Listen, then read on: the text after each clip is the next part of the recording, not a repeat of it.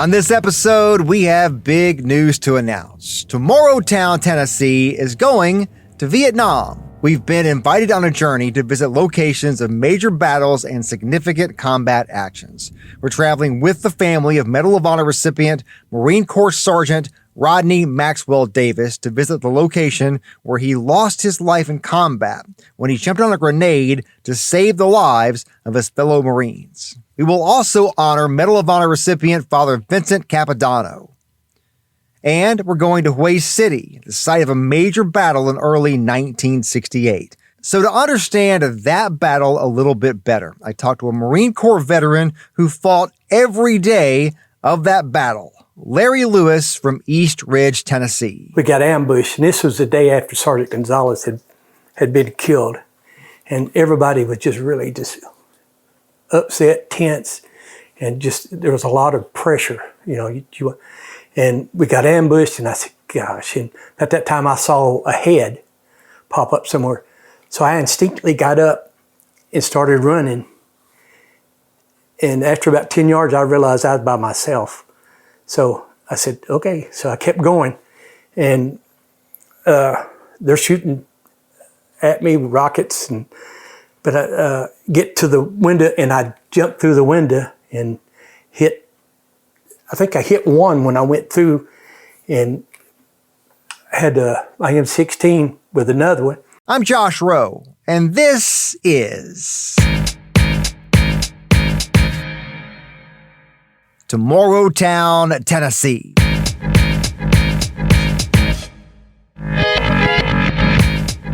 Before we got to Hue City in November, I think October, November, we spent 30 days at Capodanno. We were on a patrol, and up around the DMZ, you had to at least go out with two companies. We made it got in like an L. We were in an L-shaped ambush, and I was in the heel of the L there, so I was pretty much out there by myself because I was the point man for our company, and that's when we got hit, and we bullets and rockets and artillery and everything was just flying everywhere, and a lot of chaos at first. And the gunny asked, where was Lewis? Because he knew I was walking point. They said, he's still out there. He said, still out there? He said, yeah. So he said, get online and said, we got to get him. And that's when a friend of mine told me later years there, that, Larry, did you know what the gunny did? And I said, no, what did he said, when you were out there by yourself, said he made us get online and started laying down rounds for to get you.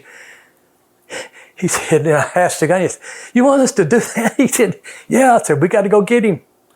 And they were fortunately able to put a firepower down that I was able to crawl back to the unit there. But like I say, he would have done that for anybody that was out there, because that's the kind of man that he was, the kind of leader that he was. He wasn't going to leave. He wasn't going to leave any of his Marines. The man Larry Lewis is talking about there, the gunny who wouldn't leave any of his Marines behind, is Medal of Honor recipient John L. Canley. Lewis fought with John Canley throughout his time in the Vietnam War. He recently made a trip to California to honor the late Sergeant Major Canley. Commissioning ceremony for the USS John L. Canley, and it's a sea. They call it, I think, ESB. It's a sea-based kind of ship that, if anything comes up, anywhere in the world, that it's a ready-made to go. It has Union Marines on there. It has rockets. It has missiles. It has armored vehicles and stuff. It's a ready-made unit. Once you get there, you're on the ground. You're running. Actually, this is one of the things I said when I was talking. I said, just remember that if you ever get in a tight spot and you don't know what to do, I said, just say, what would the gunny do? What would the gunny do? I said, he'll show you. And I say that because a lot of us over the years have that's been kind of a motto for us, and the General Smith was one of the first ones to mention it, but I'd always thought that myself, that, even in my personal life over the years, I've always, if I've got any kind of a tight situation or even work issues or family, I said, I just take the time and say, what would the gunny do? And it'd do it, I think that's why leadership is so important in this world. Being around a leader like that in a situation like that does give you not just leadership in the moment, but you're going to get some life lessons out of that you can apply later on. Yeah. And I think that's why leadership is so valuable. Absolutely. I can remember my first meetings with the gunny when, I saw him before we got to Contin, but when we got to Contin, we had a lot of work details that we had to do. And I can remember the first day I was on a work detail and went by, and he looked at me and said, "Good morning, young Marine." I said, "Good morning, Gunny." And the next day I was on the work committee again and walked by, and he said, "Good morning, young man." I said, "Good morning, Gunny." And then the third morning, he stopped me. He said, "Marine, come here." I said, "Yes, sir." I mean, I didn't have to call him sir, but everybody called him sir anyway. But he said, "What's your name?" I told him. And he said, "What unit are you in?" I told him. He said, "Who's your platoon commander?" And I told him that. And he said, "Who's your squad leader?" And I told him that. And he said, "Does he like you?" And then before I answered, I said, Gunny, I thought he did. He said, "Well, I just see you here all the time."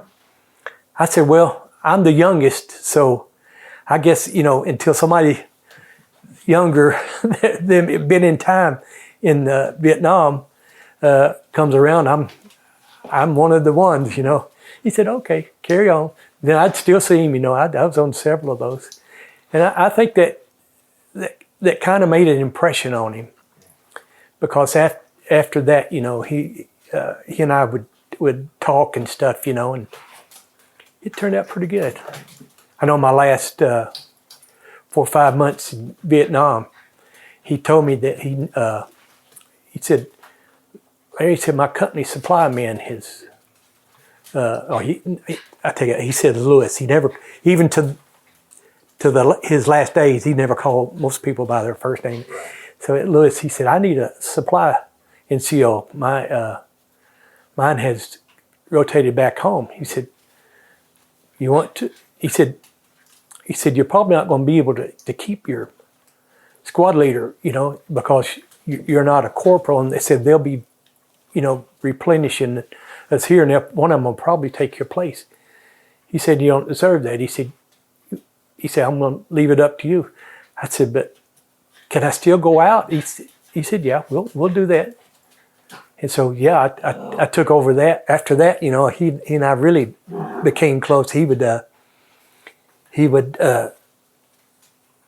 we'd talk at night and things about different things. He'd ask me about my mama, and because he knew that my dad had died years before that, so he was always wanting to know how I was doing, and everything. And we just, we really got close as far as, I was just a Lance Corporal. Larry Lewis and John Canley remained friends for the rest of Canley's life. Sergeant Major Canley was awarded the Medal of Honor in December of 2017. Larry Lewis was there at the White House for the ceremony.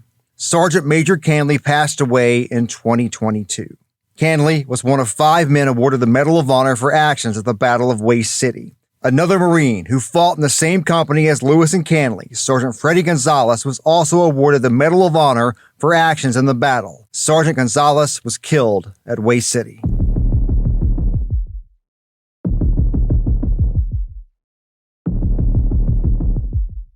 There have been many stories told through the years of mistreatment of service members when they returned to the United States after fighting in the Vietnam War. I talked to Larry Lewis about what happened when he came home. You got all the pressures of the country on you, people protesting in front of you, people meeting you at the airport, wanting to fight you. Did that happen to you? Did you have a problem at the airport when you came home? That thing that probably helped me the most was I captured a weapon over there, and the provost marshal, I got papers to bring it back home. The provost marshal told me I had to keep the rifle on my person, you know.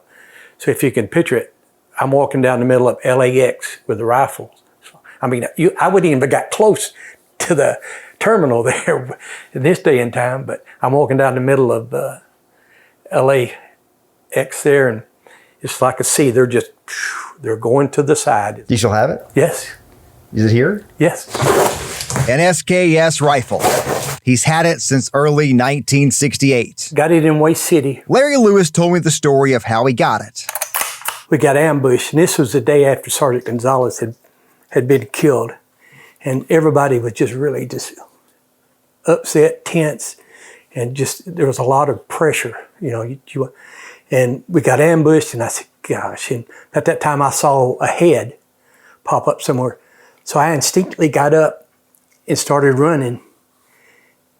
And after about 10 yards, I realized I was by myself. So I said, okay. So I kept going.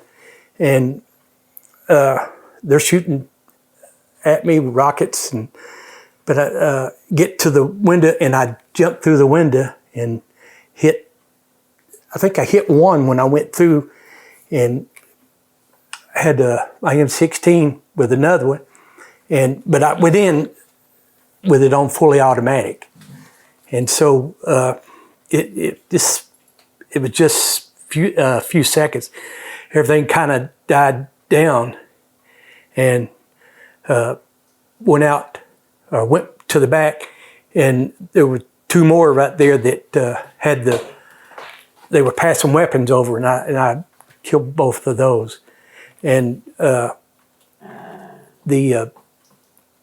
everything cleared and the rest of the unit came, it was the 3rd platoon. They were on my right flank. They came in after I flushed the rest of those NVA soldiers out. They were able to eliminate them. And that's when I went back out to the front of the building, and that's where I got hit by the gas, you know, and everything. So after all that was over with, went back. We had the house turned out to be a cash house it had rockets, it had Chicom grenades, it had all kinds of ammunition, and it was just cache for them, and that's why they were defending it so hard. But the one they had this and an AK-47, and I asked, I forget if it's my, I think it's Staff Sergeant Godfrey, he was still there, if I could take one of those, you know. I said, can I take the AK-47? He said, no, they won't let you take that one. I said, what about the other one? He said, the SKS? I said, yeah. He said, yeah, you can take it. So I kept it with me during, you know, the battle away. And when we finally got clear of that, I think it was March the 2nd, then I had to go and see the provost marshal and told him I wanted to bring this back home. He said, okay, I had to fill out a lot of papers. And he had papers he gave me to keep on my person. And he also told me I had to carry it on my person as I came back. Tell me about the first moment that you realized that you were actually in real deal, legitimate combat. Like what memories do you have about that moment? You know, we came in at night or early in the morning on commercial airplane, you know, and had stewardess and everything, you know, and we get over Vietnam and you start seeing all these tracers and illumination things going off, you know, and you think, then when you land in at Da Nang, they put you in a cattle car. I mean, it's actually a cattle car, and they take you to the base there where you know, they get you out of harm's way there. But you're in shock by that time, you know, because you can't see anything, but you're hearing all kind of things. And so we go there, and it sounded like every 5 minutes there was a jet taking off from there, and it probably was. But we stayed there a day, and then they they dispersed us to different units here, and I went to Alpha 11. And to show you how, what I was talking about the camaraderie and stuff, the first patrol I went on, we were ambushed. And, I always had this, I said, well, I know enough to get down if I get shot at, or something, which that's kind of crazy because somebody shoots at you, you're going to get down. But, all kind of things go in your mind, through your mind when you're 18 years old and going in combat. But as soon as they started shooting, I was on the ground. And from the squad leader on, people saying, Lewis, you okay, Lewis? It's one all the way up. And I said, I'm fine, yeah. But they wanted to take care of you. But I think the thing, we had several patrols that we went on at first from Quang Tree. That was the first where we had ambushes and had some pretty intense firefights and stuff there. Then that kind of, but when we got to Contien, was really eye-opening. I think, I know we're in trouble. I said, this is for real stuff. It's not playing anymore.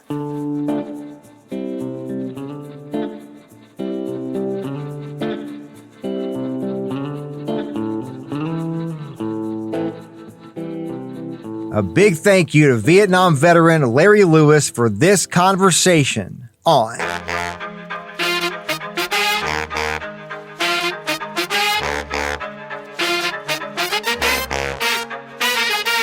Tomorrowtown, Tennessee. This podcast is a production of News Channel 9, Fox Chattanooga, and Sinclair Broadcast Group Chattanooga. I hope you join me again real soon.